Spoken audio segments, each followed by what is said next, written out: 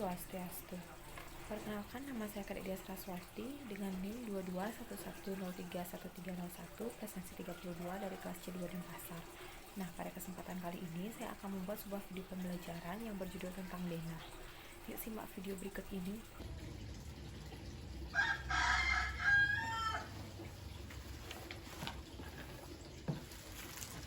Kak, ada undangan. Ini kayak gimana ya cara bacanya?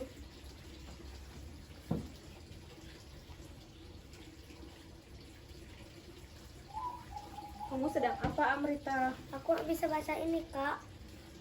Oh, kamu belum tahu ya tentang denah? Iya.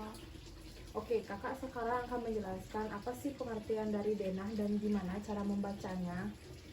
Nah, denah adalah sebuah gambar atau rancangan rumah, bangunan, atau tentang tempat-tempat lain. Nah, denah juga merupakan peta dalam ukuran yang lebih kecil. Selain itu, denah juga menggambarkan detail lokasi dari satu tempat. Nah, selanjutnya ada fungsi dari denah. Yang pertama itu untuk mengetahui posisi ruangan atau bangunan. Nah, dengan menggunakan denah, kita bisa mengetahui posisi suatu lokasi, bangunan, atau ruangan. Nah, teman-teman tidak akan tersesat saat ada di gedung yang sangat luas. Nah, yang kedua ada mengetahui sirkulasi ruang. Fungsi lain dari denah adalah membantu kita untuk mengetahui aliran masuk dan keluar.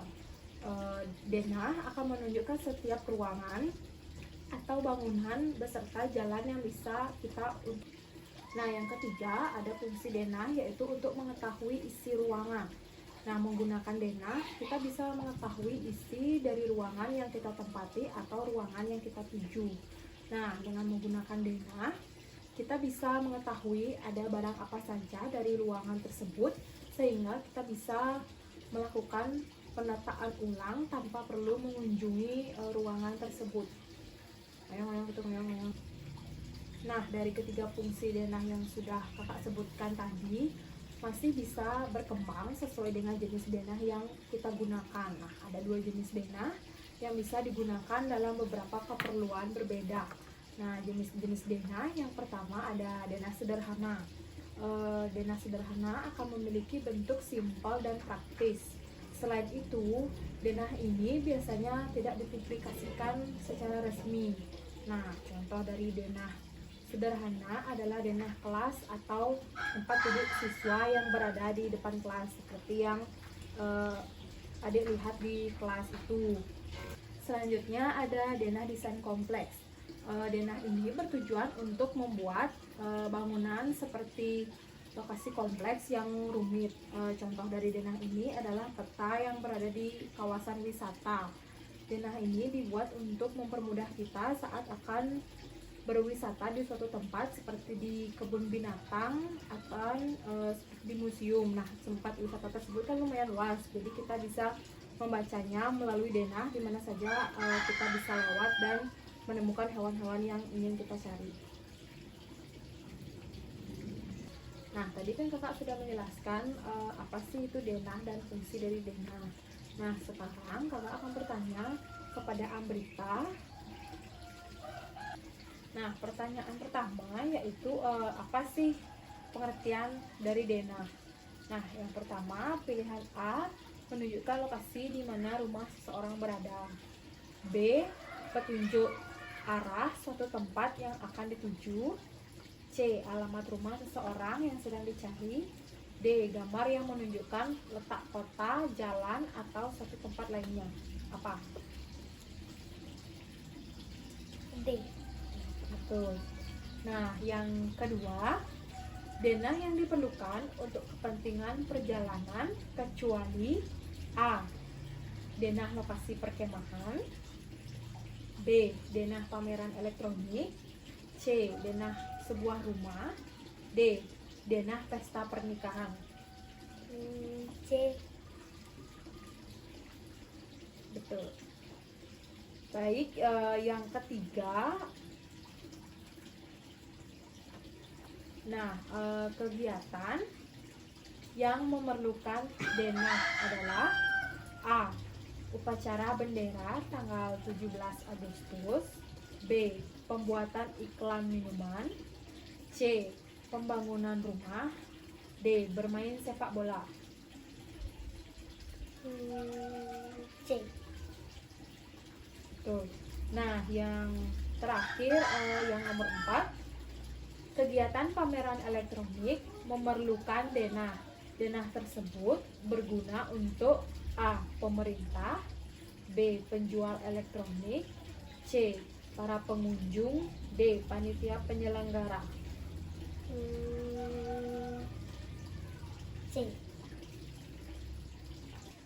Nah, tadi kan kita sudah melakukan sesi tanya jawab. Sekarang kita akan melakukan praktek agar Deta lebih mudah untuk mengetahui tentang denah. Yuk, sekarang kita praktek.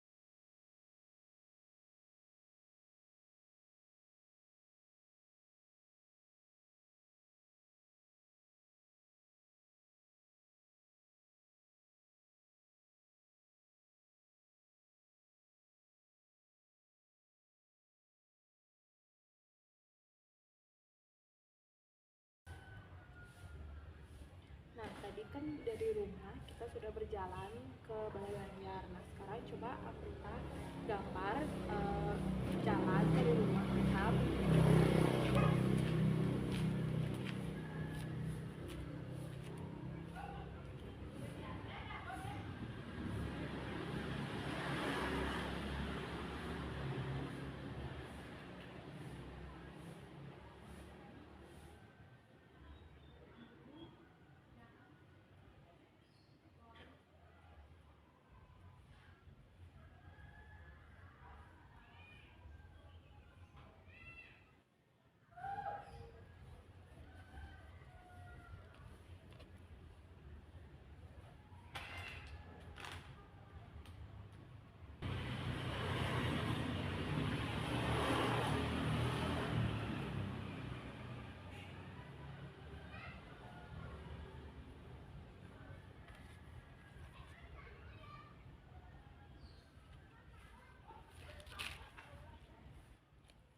Nah, kan Amrita sekarang sudah selesai membuat denah. Sekarang coba tunjukkan yang mana rumah Deta.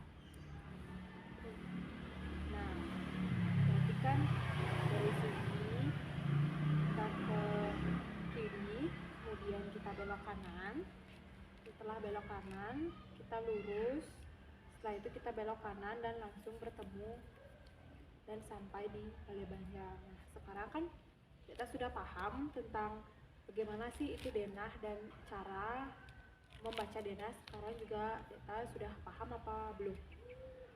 Sudah. Baik, sekian materi pembelajaran denah dari saya. Saya akhiri dengan Pramuka Santi. Om Santi Santi Santi Om.